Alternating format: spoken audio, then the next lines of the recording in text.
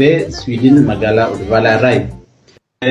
General artist Umar Usleeyman afeerraa kenna awwaatee nu dhiyaachuu keetiif baay'ee galatoomi jenna. Jidduu kana kliippii haaraa tokko haara yeroo irratti kan suuraadhaan sagaleedhaan geeddarame gadhiistee turte. Kliippiin kunis dhaamsa ajaa'ibaa uummata biraan gahaa jira. Uummannis miidiyaa hawaasaa irratti yoo walirra naannessan argaa jirra. Nutis wanni gaaffiif deebii kana suujiin godhuudhaaf hamilanneef waan kliippii sallaallee dhaamsa sana argine.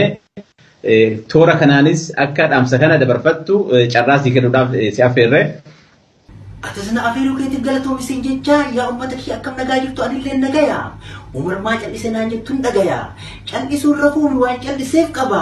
Umar gaafa rooroo Umar gaafa xiiqii sagalee uummataa ta'eetiin lallaba. Karaa isii waggaa tokko deemaa baate daamaan kee tarkaanfii takkatti utaalee dhaqqaba. Kanarra hundaa'uun haala yeroo ammaa kana ilaalchisee maaltu dhugaaf dharaa gargarii calalee madaalarra kaayee waliin madaalchisee yaada saba kiyyaa dhaamsa kilippii tokko kuttee gadi dhiise wanna hanga har'aa diinni kenna maree uf jalatti dhoyse gubbaa irra ciise.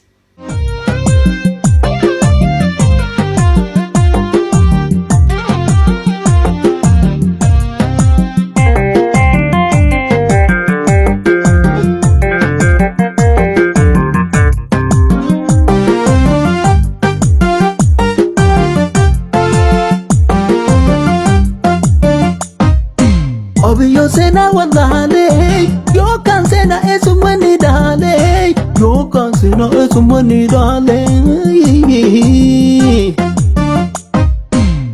Yo sena wandale, yo can sena es humanidale, yo can sena es humanidale.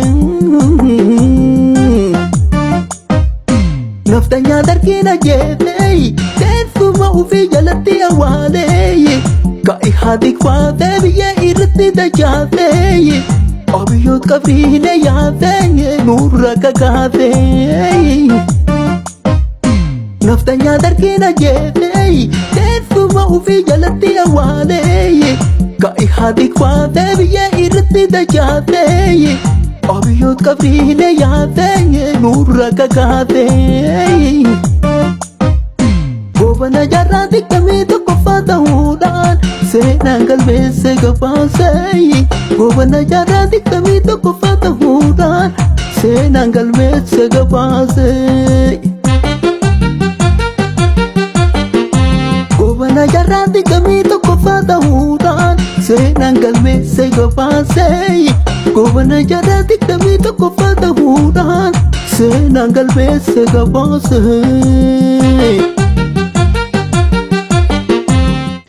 Ega gaaffii kenna jalqabaatti ce'uudhaan akkuma beekamu mootummaan naannoo Oromiyaa OPDOdhaan dursamu gaaffilee uummata Oromoo yeroo adda addaa gaafatan deebisaa akka hin jirre beekamaadha. Keessaa yoo gaaffii uummanni Oromoo kaasaa ture keessaa tokko gaaffii daangaati.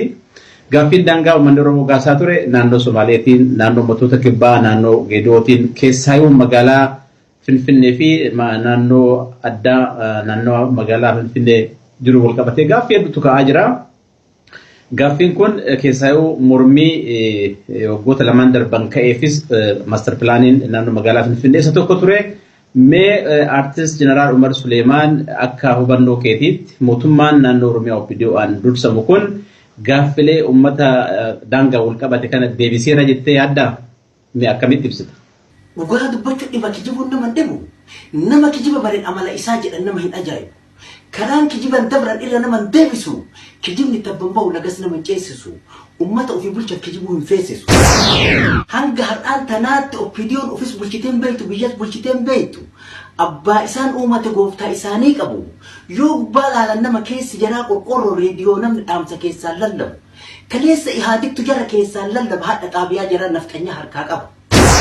Eebata ifaa jeeqeerroo tarasaat irratti nyaatee Eebata ifaa jeeqarree tabasaas nirratti nyaatee Eebata ifaa jeeqeerroo tahidhaa keessa kolaatee warri imaanaa kee baatee karaa walakkatti nyaatee biltsiginnaa baanan taatee ammas isaamuuf dachaate ayyeeyyeeyyeeyyeeyyeeyyeeyyeey warri ammantan biltsiginnaa kanaan shakaabukaa jedhaa oliif gasheebbisu ilman naftanyaati warra sirna kalee akka kaleessaatti harqoota gabrummaa Oromoo gubbatti Oromoon deebisuuf Itoophiyaa dullatti nurratti leellisu. Kayoon Oromootiif kayoon biltsiginnaa waan haga ardiif sabii gargarii fagaatu. Warri amman tana biltsiginnaa jedhaa filsifinnaa jedhaa uummata dhamaasuu oliif gadi kaatu. Jeedalloo gogaa hoolaa uffattee guyyaa adiidhaan hoolaa keessa yaatu. Gufa afaa jalaa jawwee bishaan keessa naacha sabboonummaa, naacha Oromummaa, naacha sabboontota, naacha Oromiyaa fi sabaa fi sablammii caccabsee ququmee alansheetiin nyaatu. Ofirraa eeggadha biltsiginnaan tuni bineensa Oromoof hin taatu.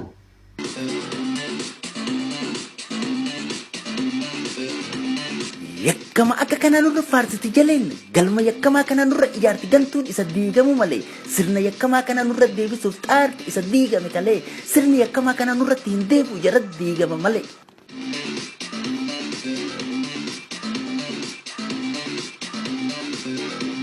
Naftanyaa iddaan buqqifne yoo dadhabne ilma itti guddifne jechuun kalee qabsootti kaane deemsa karaa dheeraatiif qabsoo hadhooytuu booda erga ifatti baane ilmaanuma dhalchine sirnuma falmaa turre ofirratti deebiftee yoo ka ijaarru taane dhiiroo hin banne moo hin badhaane tuni ceeraa fi fokku aada malee wanna ta'uun hin taane.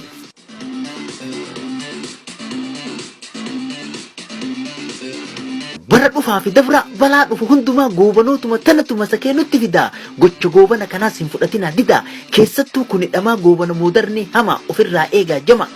Aada badhaataa lakkisaa yaagantu waa'een biltsiginna dubbii lamaan galeen isiniin galtu yaa holotii baddee holola dhoofina hoolaan gaafa qalanqa samii agartu. Bishaan kuluun jigee haguma dhaqqabde silaafuu ol qabda. Kajige hin hartu osoo keessan beeyne wacan guddisina akkuma kaleessaa dogoggoruu maltu. Ulaa banaa hunda manuma seetanii goda jawwee seenuuf silamaaf jarjartu. Biltsiginnaan baanaan dhaaba goobanoonniif naftanyoonni dhaabde aangootti dacha'uuf tooftaadhaan daldaltu. Qilleensi ammaa kun obomboleettiidhaa dhagaamu karaa sadhiiroo hin agartu.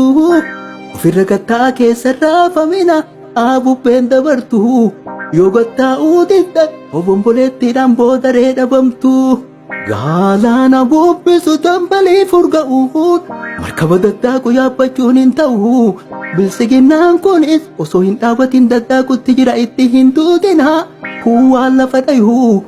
Gommaan jala dho'ee motorri gubate titee jira ka'u ka Oromoo taate tokkollee yaabbatin markabichi kun Oromiyaa keessa deemuu hin danda'u. Ishoo naftanyaaf goobana geerarsa tokkochaan walii isii shafaa biltsiginnaan baanan shafi'amtee jirti iddiri himaa fi xurumba afuuftuun haa afuuftu dafaa boottuu fi boochiftuun mul'ii fi hidhattee qoma ofiitumaa haa dhiittuu fi lafaa duuti 4 kiiloo awwaalli gondarii awwaalan dhaqqabdan taaziya magaa yoo dandeettan tarii.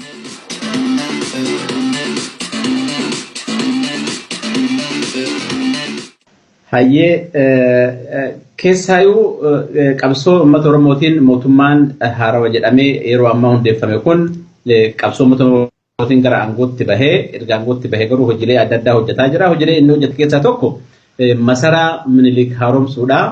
Masaraa Minilik haaromsee tolee atsootaa qopheessee uummataaf daawwannaa banuudha. Mee atin akka ummata bakka buutee walaloodhaan aartiidhaan ummata kakaasaa turtutti mee qabsoon ummata Oromootii fi masaraa mootummaa akkamitti ilaallatu? Uummanni mootummaa masaraa mootummaa Minilikiitii fi uummanni Oromoo akkamitti hariiroo akkamii qaba? Akkamitti ilaala uummanni? Waa'ee masaraa Minilikiif waa'ee sirna bulchiinsa Minilik uummanni keenya akkamitti ilaala gaafii jettuuf tokkoffaa masaraa Minilikiif sirni bulchiinsa Minilik gargari hin jiru waa wal keessa jiru. Ijaaramni masaraa Minilikiif sirni Minilikillee sirna ol'aantummaa tokko irratti dhaabate. Sirna ol'aantummaa takkaa, sirna amantii takkaa, sirna afaan tokkochaa, sirna aadaa tokkochaa, sirna seenaa tokkochaa, sirna alaabaa tokkochaa, sirna walqixxummatti hin amanne irratti ka ijaarame. Siidaa Minilik akka siidaa naaziititti ilaala. Wayita waa'ee Minilik yaadatu harma muraa aannolee harka muraa aannolee calii calanqootiif azuuleef ashlamoo yaadata. Haroo qeerroo yaadata. siidaa minilik ijaan arguun fedhu waa'ee minilikis gurraan dhaga'uun fedhu. Egaa gaaffii kennetaa nutti ceenaa.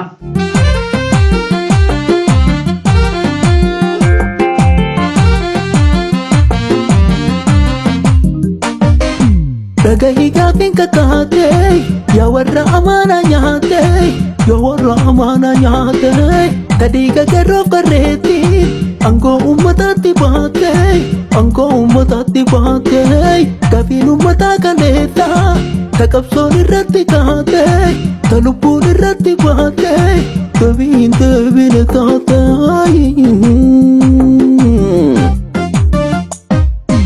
Eenyutu deebisa deebii otiifi bineensi nyaate badhaatu isee mataate badhaadha jedhaa gabbaate tasaasa namaa mukaate.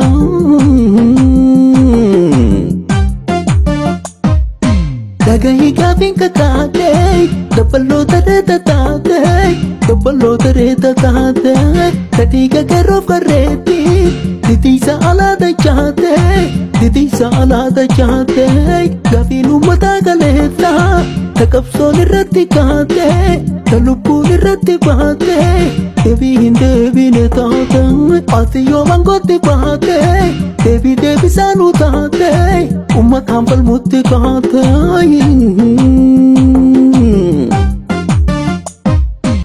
Mee akka nama tokkootti ati gaafa mootummaan kun masaraa kan haaromsee ekeraa atsootaa kana toleedhaan tolchee uummataaf ifa baasee uummataaf daawwiidhaaf banaa godhu kana mee maaltu sitti dhagame ati? Akka nama tokkootti akka artistii tokkootti maaltu sitti dhagame?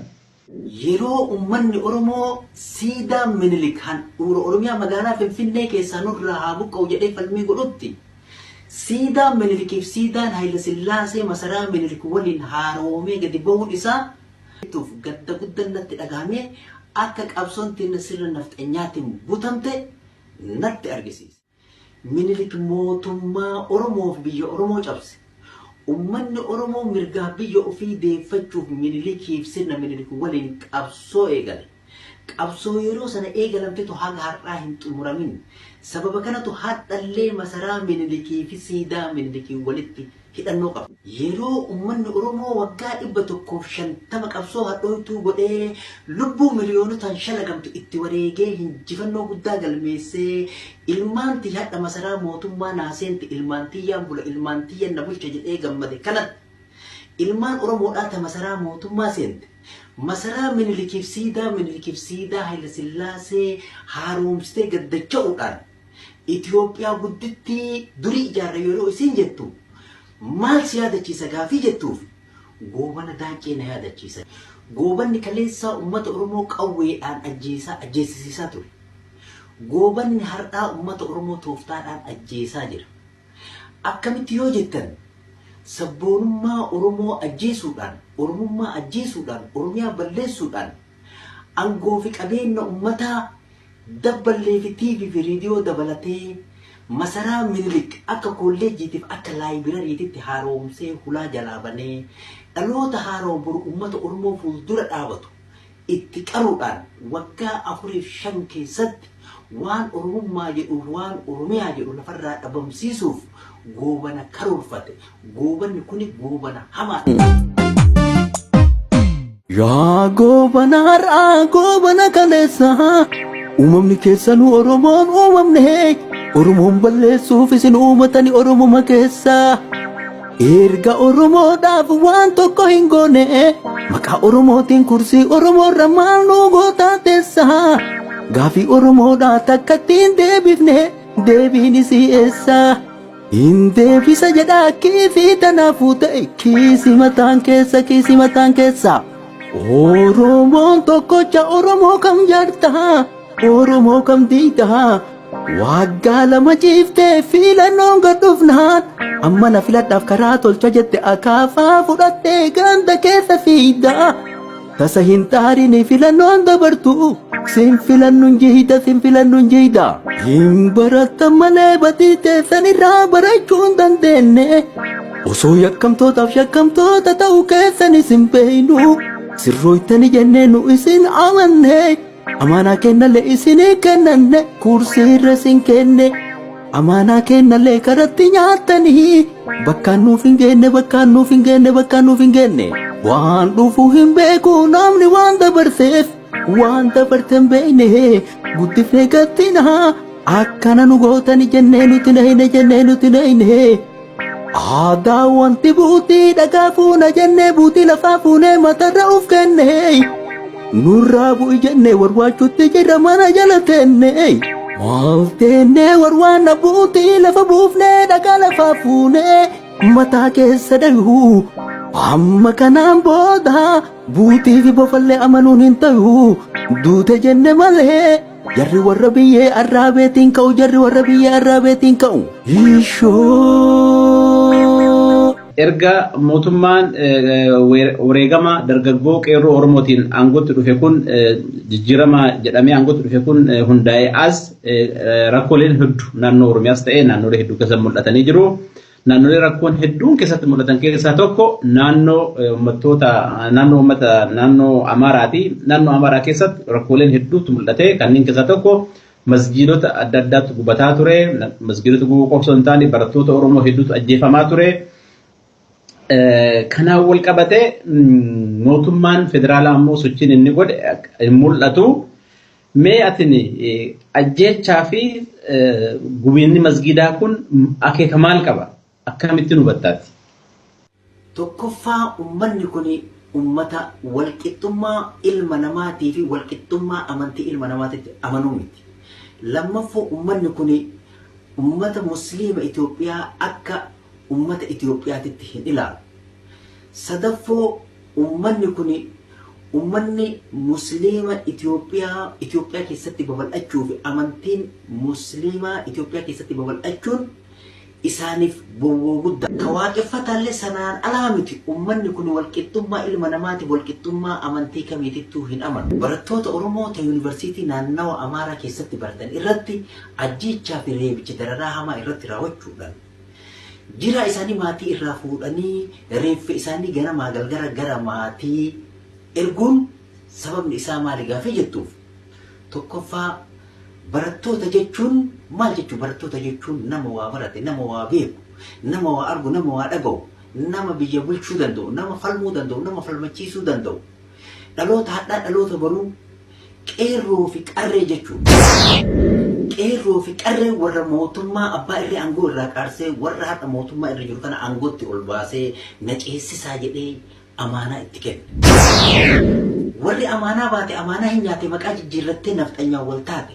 Warri ijoollee teenya fixaa jiru nafxanyaa warri jalatti qabaa jiru warra qeerroon kalee amaanaa itti kennatee na ceessisi jedhee abdatee heedate. Sababni isaalleen dhaloota qubeedhaa qeerroof qarree kana tooftaa adda addaatiin lafarraa duguganii nafxanyootaa fi warra sirna nafxanyootaa leellisuun bakka buusu. Mallattoo waan kana namatti argisiisu. Yeroo naannoon biraa ani barattoota ta'e intala takka yookiin gurbaa takka amanee gara naannoo Amaaraatti hin ergu jedhu keessatti mootummaan naannoo Oromiyaa bulchuuf mootummaan biyya bulchu barattoota Oromoo baay'inaan nama 72,000 oli shalagama jedhamu. Osoo biyyi hin tasgabbaahin gara naannoo Amaaraatti erguun nama shakkisiisa. Yeroo barattoota Oromoo ta yuunivarsiitii naannoo Amaaraa keessatti baratan irratti ajjeechaan eegalamu. Mootummaan naannoo Amaaraa makiinaa ergee ilmaan ofii naannoo Oromiyaa keessaa mootummaan naannoo Oromiyaa bulchuuf mootummaan biyya bulchu kadhiiga ilmaan Oromootii fi maqaa Oromootiin kursii irra bahan yeroo barattoonni Oromoo naannoo Amaaraa keessatti dhuman yaafachuun haafu maaf dhuman hin jenne baraaruufis hin yaalle waan fedhii fi harka keessaa qaban fakkaatu. Yuunivarsiitiin naannoo Amaaraa barattoota Oromootiif mana hidhaati. Bakka barattoota Oromoo itti ajjeesan, bakka barattoota Oromoo itti dararan, bakka barattoota Oromoo qaamaa fi qalbii itti torchi godhan. Barattoota Oromoo ta Oromiyaa keessaa obboleeyyan ta'e maaliif miidhamaniif warra gaafii kaasee mana barnootaa irraa ari'utti jiran tan qabne balleessaa. Kuni dabaafchira daangaan Oromiyaadhaa kabajamutti hin jirtu uummanni buqqa'ee bakka itti deebine muka jala jira. Uummata Oromoo naannoodhaan gargar jiranii kumaandi poostiidhaan bulchutti jiran. Nafxanyootaa fi warri sirna nafxanyaa leellisu waliigalee tooftaan dhaloota qubeedhaa lafarraa duguugaa waan jiruuf.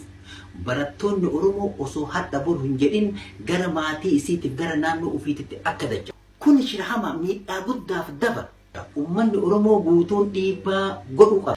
nutti haadha gahu lammi qabu akkamittiin diinni lafa irraa jira amma yeroo tana gujii fi wallagga lammii ta'e gubba kana deemaa jira dhaamsa kana fuudha dafaa walii hira wal irraan dheessina dhaabadha wal bira yaa ummata kiyya dubbiin akka yaannin taane jarattiin nu gante qabtutti dachaane onnee teessanidha surrii teessanidha tokkummaa keessanidha akkuma galetti hadhallee falmadha hambaa wayyaaneedha angorraa darbadha walitti dammadhe yaabata hattoota hin tarru wal bira horii hattuu yaafte walli faanni badduuf hattuu horii yaafte abbaa hattuu waliin barbaadutti jira kaatu kawaya ka qorqoran kaarsama adawarri karee ilma raajjeese haadha reeffa ilma gubbaa kaayee sadafiidhaan tumaa ture sunuu isinuma osoo haadha ilmaa dhigarraa hin qorin hadhas ilmaan isii wallagga keessatti kumaandi poostiidhaan rasaasaa miilli irraa cirama kaleessa kaffaaloo diinam miila irraa ciraree jettanii hayyee warra hadha kumaandi poostiidhaan miilli irraa ciramu eenyu sababama kumaandi poostiin kunoo eenyuun ajajamu way akka kaleessa diina sababataa saba keenya fixuun hadha danda'ama ajajaan waraana xaqilaa ministeerri Abiyoota Ahmad jedhamee beekama dhuma saba keenya isa itti gaafatama Ola baatu meda kafaati dhaabde nagaa buufte seenee Itoophiyaan hin hafne Eertiraan hin hafne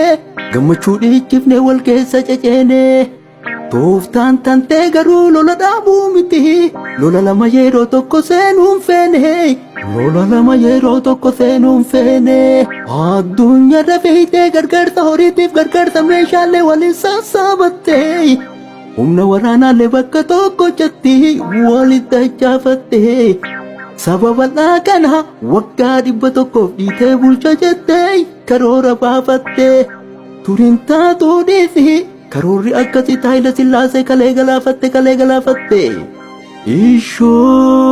ishoo haaleessuma kana maqaa nagayaatiin addunyaa irratti argattee badhaasaa Hadda gaddeebite ummatuma kan kee yoo fittuu rasaasaan hojiin kan kee kun addunyaa maqaleessi kenne badhaasaa gaafii keessa galchee qaanesse mataansaa gujii fi wallagga maqaa waraanaatti waraana leenjifte irratti bobbaafte ummata qulqulluu dubartiif daa'imman lafarraa hobbaafte isiin guyyaa tumtuu jaarri halkan tumaa maaliif sabni keenya jittuu lamedhumaa sababni isaa maali mee kana nuuf hima gujiinis Oromoo wallaggis Oromoo ilmaan Oromooti obboleeyyan teenna hanga ati jara lafarraa duguyte nafxanyoota waliin gara keenya dhuftu maaf teenne si'eeyna ishoo artistoonni sabaa wardiyyaa sabaatiin urraa hin tuqini dhiisii saba keenya yoo dhiisuu katittu rasaasa geerarsaa sirra gadi kenna Abiyoottu loltuu Oromoo bobbaate lafarraa hobbaate jenne maqaa kan kee galmee seenaa keessa dhaloota boruutiif galmeessinee kenna yookaan atattamaan Oromiyaa keessaa loltoota kee yaafi kumaandi poostiillee osoo olteen bulin uummatarraa kaasi ummata dammaqe ummata beeke ummata wal beeke intarneetii cufuun ukkaamsuun basaasaan amantii fi kutaan gargarii qoqqootte bulchuu hin dandeettu hidhaa fi rasaasaan kun furmaatan ta'u gaafilee deebisaa nama hidhuu dhiisaa akka hiitan gadhiisaa nama tumuu dhiisaa warra tumtan kiisaa kafixxa rasaasaan gumaa namaa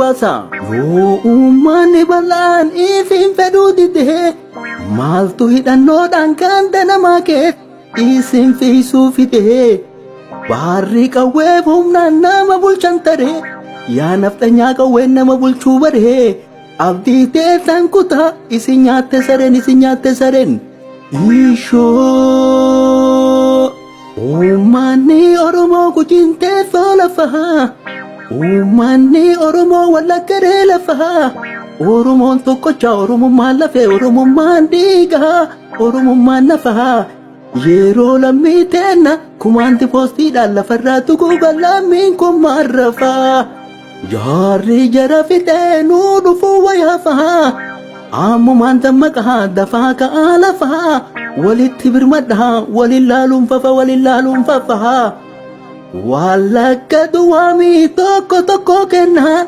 gargar nu qoqqootee nu caccabsuuf cufaa yoo dhaabsisuu baannee jaarri itti fufaa miidhaan wallaggaa fi gujii irra deemu baraa qe'ee kennas boru deemee dhufa Ishoo. Hayyee galatoom akkuma beekamu ji'a waxabajjii keessa filannoon biyyoolessaa gaggeeffamuudhaaf karoorfamee jira. Filannoo kana keessatti dhaabbileen Oromoo akka hirmaatan hin eegama. Filannoo kanaaf mee akka weellisaa tokkootti akka aartistii tokkootti akka nama dammaqee tokkootti mee akka uummanni kun dhaabbileen siyaasaa ta'een filannoo kanaaf qophii akkamii godhuu qaba jetta uummannis haala kamiin qophaa'uu qaba jettee yaadda. Mee yaada kan kee akka nu kennitu kanarratti. Dhaabbanni Oromoo dammaqa hirriba irraa ka'a filannoo godhuuf dafa of qopheessa humna tokko ta'a jedhaan. Uummata Oromootiin filannoon adeemuuf nageenyi murteessa. Filannoo duubatu uummata Oromoo baasa rakkoo keessa. Karaa nagaatti filannoon nu geessa yoo nageenyi hin jirre filannoo nu eessa. Mana intalli fuudhan hin jirre keessatti nama cidha godhatu wal nama fakkeessa. Nageenyi boruunaa warri ammaan tana filannoof jecha akkuma kaleessaa kuuwwan karaa boole kuuwwan karaa lukaa karaa ganda keessaa bineensa jala isin gatee kottee ana baasee isin biraa dheessa. Ammas waggaa dhibba biraa gabrummaa jalatti qabsoo godhuuf teessa. Yoo akkana taate furmaanni isaa maali furtuun isaa eessa yoo jettan taate furtuu fi furmaannis harka keessan keessa. Uummanni Oromoo mootummaan eeginaa dhaabbotan eeginaa nagaa keessaniif nagaa naannoo keessaniitiif nagaa sabaaf sablammii isin keessa jiraatu ufumaa eeggadhaa ofii uf gaggeessa. Hanga nama isiniif biyyaaf ta'u filannoodhaan baaftanii uf keessa. Isa sanaan booda nama isin filattantu isiniif biyyaaf sabaaf sablammis ija takkaan laalee walqixa gaggeessa. Hayyee galatoomii. Mee dhiyeenya kana turtii waggaa 18 booda gara biyyaa deemuun keenya yaadatamaa gara biyyaa oguu deebidus uummanni kabajaa fi ulfina guddaadhaan simatee jira.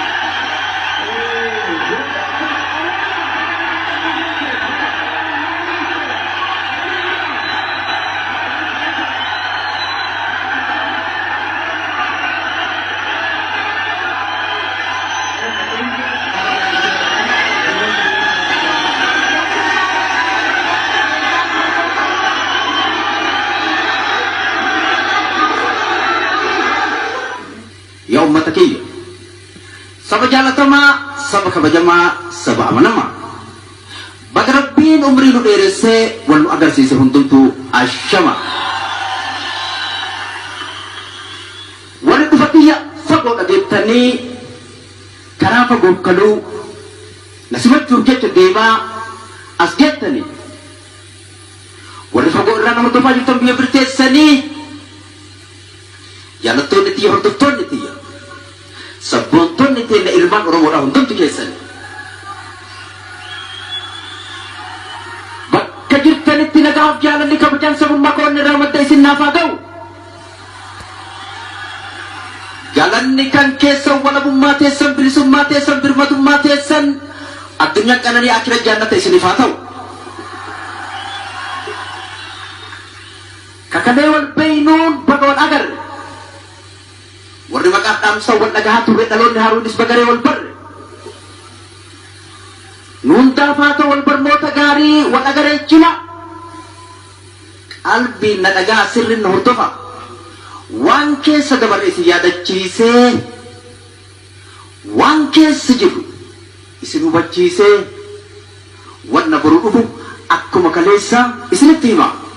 Mee simannaa baadiyyaa haga magaalaatti si godhame kana wal qabatee wanni ati hubatte maalinni qeerroo fi qarreen dhiigaa fi lafee isaanii cabsanii jijjiirama kana fidaniif gaaffin isaan gaafatan deebi'eera jettee yaadamoo akkamii miirri uummata biyya keessa jirus maal fakkaata? Warra gaafa namni hirribaan dammaqee uummata kakaasee qabsoo bobbaasee diinni irra gahee kan warri guuree kan warri hobbaase kan waan biyyaa baase roorroo fi daran uummata Oromoo irratti abaase jallataa qajeelchee isa rafe kaasee uummata Oromoo afaan tokko godhee wal jala hiriirsee qabsoo irra bobbaase qabsoon saba kennaa dhaloota haaraa akka to'an sodaan kan biyyaan godaanne karaa isaasa dura kan natti dhaabachuu danda'u alchee gadi baase. Dhaloonni haaroon qabsoo sakaalamtee ukkamamtee teettu sakaalli irraa hiikee qadaada irraa buqqaasee baruusa qabsoodhaa diinatti facaase. Osoo diinni qawwee irratti dhukaase osoo diinni jumlaan rasaasan hobbaasu shimalumaan raasee diina hudhee qabee harka isaa micciira kursii irraa kaasee hidhamtoota teenya hidhaa gadi yaasee baqattoota teennaaf dhaabbota teennallee aanaas dabalatee biyya nu dachaase. Galanni kan rabbii kan dhaloota akkanaa nu irraa baasee numaan nu badhaase. Abbaan rabbi geesse akkana hamata waan ofiin facaase. Muummee roobni roobu galanni ree guutaa galanni guuteetu iddoo buqqisee dhagaa muka raase. Bishaan deemaa dhufe bishaan dhufe kaase. Qabsoo waggaa 5 akkanaa isa dhiibbaa waggaa 100 olii dhibee keessaa dho'e. Isa sabni kenna du'a injifatee dhagaa bishii malaan qawwee itti moo'e. Tokkummaan Oromoo qawwee irra caala. Uummanni tokkoon akka diina ofii mo'achuu danda'u kana irraa laalaa dhala dhufuuf dhaala. Tokkummaa jabeessa. Tokkummaa qabaannaan bilisummaan teessina harka keessan keessa. Yoo kana diddanii gargar gafiidanii akkuma kaleessaa akkuma keessanii of qopheessu jirtu. Irbaata culullee, irbaata jeedalaa, irbaata rumichaa, irbaata bineensaa. Jijjiiramni dhufeera jedhame kun immoo dhugumaan dhufeera jettaa erga biyya dhuftee qaamaan dhattee hubattee dhufte waan ta'eef asirratti mee yaada kan kee gadi fageenyaan akka nuuf kennatu si dhaffeera. Jijjiiramni dhufeen shakkii tokkoon qabu akka ajaa'ibaa kanatti xiixaa dhufe. Erguma masaraa mootummaa keessa lukaan seenne sirna nafxanyaatiin butameetiin kufe.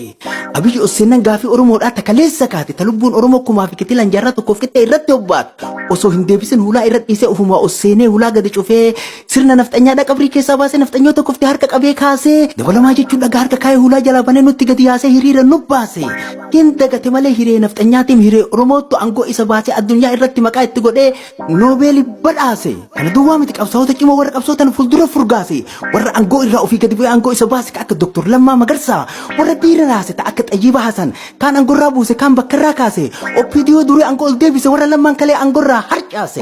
Nafxanyoota hedduu kaawwan ofii marte kaan of jala dachaase halkanii fi guyyaa masaraa Minilik haaromsuuf fufe osoo qabrii qotu qabrii keessa baase kitaaba nafxanyaan kalee waliin kufe waan nuti beeknu filsifinnaa jechuun baasee baatee gadeen dhufe uummanni fudhanne kuwwan hin tartaase kuwwan gubuuf fufe filsifinnaan kufnaan biltsiginnaa jechuun dhaabotee caccabsee walitti babbaisee dhaabee gadeen dhufe sunis hin dhaabanne Oromiyaa keessatti Oromoo biratti naannoo Amaaraatiif nafxanyoota dubbatu olii gataa farsa waan dhaabata kufe.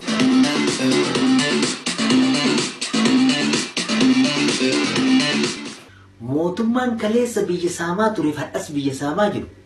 Abbaan qabeenyaa kaleessa mootummaan wal ta'ee biyya saamaa ture fadhas biyya saamaa jiru. Jiruuf jireenya bareeda jiraachaa jira. ummanni kaleessa jijjiirama kana fiduuf falmachaa turanii fi qeerroo fi qarreen dhumanii jijjiirama kana fidanis homaa isaaniif hin dabarre gaafii gaafatanii deebii eeggachaa jiru. Magaalaan ala yoo gabbaate haala ummanni keessa jiru ilaalte ummanni karaa hin qabu, ibsaa hin qabu, bishaan hin qabu, mana barnootaa hin qabu, mana yaalaa hin qabu, jiruuf jireenyi isaa baay'ee gaddisiisaadha. Qabeenyi isaa ka achirraa maddu abbaa qabeenyaatiif mootummaa duwwatu wal ta'ee keessaa xuuxee nyaachaa jira. Galatoomii egaa Jeneraal Aartist Umar Usleeyman yaada bal'aa walaloodhaan yeedaloodhaan qindeessitee uummata keenya bashannansiisaa sagantaa turtiin wajjin goote kanaaf hedduu si galateeffannaa. Atillee na afeertee yaada keenyarraa fuutee uummata kee biraan naa ga'uuf galatoomi siin jedha.